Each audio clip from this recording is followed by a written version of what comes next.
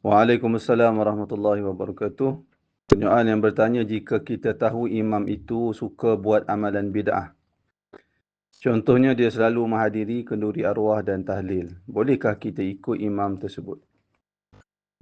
Baik, secara umumnya masyarakat kita, orang Melayu, biasanya kalau dia melakukan perkara-perkara yang termasuk di dalam bid'ah, perkara-perkara yang diingkari, dibantah oleh ramai di kalangan ulama, dia buat perkara itu disebabkan kejahilan, bukan kerana dia membantah agama dan bukan kerana dia membenci sunnah Nabi.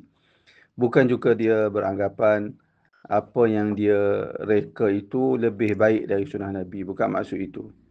Maksud-maksud yang berat seumpama itu, secara umumnya kita kata masyarakat kita tidak beranggapan begitu. Sebaliknya, perkara itu berlaku disebabkan kejahilan. Oleh kerana itu, boleh menunaikan salat di belakang imam yang seumpama itu. Wallahu a'lam.